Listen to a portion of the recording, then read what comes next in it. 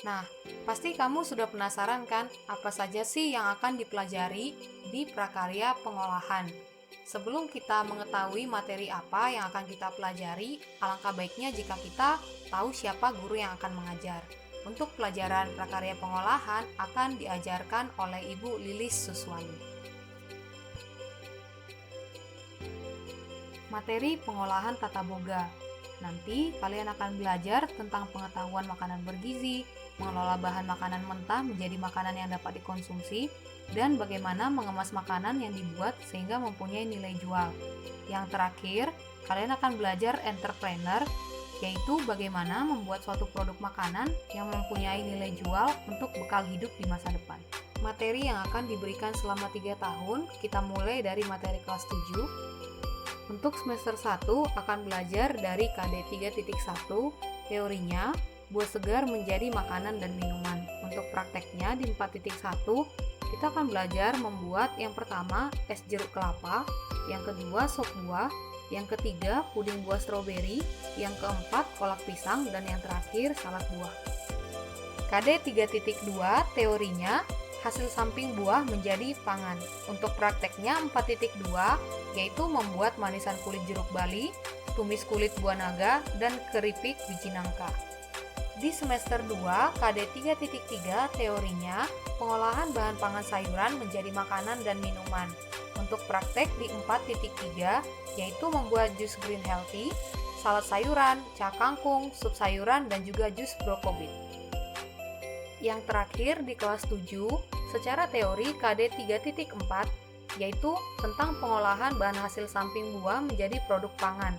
Nanti prakteknya di 4.4, belajar membuat tumis batang brokoli crispy, dan bakwan batang brokoli. Nah, setelah menyelesaikan semua materi di kelas 7, kita akan lanjut ke materi kelas 8. Di semester 1, KD 3.1, kita akan belajar teori bahan pangan serealia, kacang, umbi menjadi makanan dan minuman.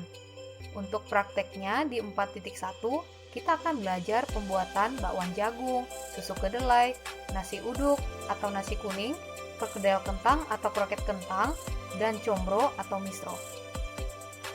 KD 3.2, teorinya bahan pangan serealia dan umbi menjadi setengah jadi. Prakteknya di 4.2, kita akan mempelajari pembuatan tape singkong atau tape ketan, pembuatan rengginang, dan juga bumbu pecel. Di semester 2 kelas 8, kita akan mulai pelajari di KD 3.3, teorinya yaitu pengolahan setengah jadi serealia, kacang-kacangan, dan umbi menjadi makanan dan minuman. Prakteknya di 4.3 akan dipelajari pembuatan bubur sumsum, klepon, cantik manis, ongol-ongol, dan juga marmer cake. Yang terakhir di kelas 8, yaitu KD 3.4, teorinya hasil samping pengolahan serealia, kacang-kacangan, dan umbi menjadi produk pangan. Prakteknya yang akan dikerjakan di 4.4, yaitu pembuatan sambal oseng-oseng oncom, keripik oncom, dan tumis kulit singkong. Di tingkatan terakhir, kita akan masuk materi di kelas 9. Tentunya, kita sudah mendapatkan banyak ilmu di kelas 7 dan juga kelas 8. Apa-apa saja sih yang akan kita pelajari di materi kelas 9? Semester 1, KD 3.1, teorinya olahan peternakan dan perikanan menjadi makanan.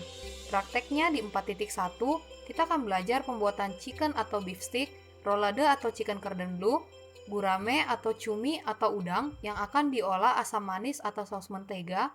Kemudian, kita akan belajar pembuatan sup nori, dan terakhir fish and chips.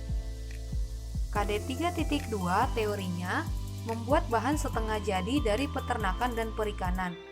Prakteknya di 4.2, kita akan belajar pembuatan bakso sapi atau ikan atau ayam atau udang. Kemudian belajar pembuatan nugget, telur asin, dan juga kerupuk udang. Nah, kita masuk ke semester 2, KD 3.3 secara teori, pengolahan setengah jadi peternakan perikanan menjadi makanan jadi. Prakteknya di 4.3, kita akan belajar pembuatan sup bakso atau ikan, kemudian cumi atau udang telur asin, kemudian belajar pembuatan puding, yang terakhir pembuatan sambal goreng krecek. KD 3.4, teorinya, hasil samping peternakan dan perikanan menjadi produk pangan.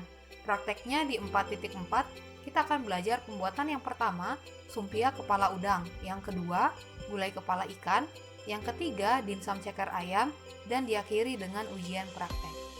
Berikut dokumentasi mata pelajaran prakarya pengolahan.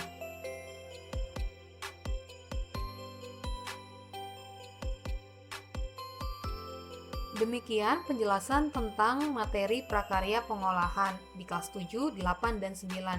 Semoga membantu kamu untuk mengerti secara mendalam materi prakarya pengolahan. Tentukan pilihanmu, jangan sampai salah pilih ya. Semangat!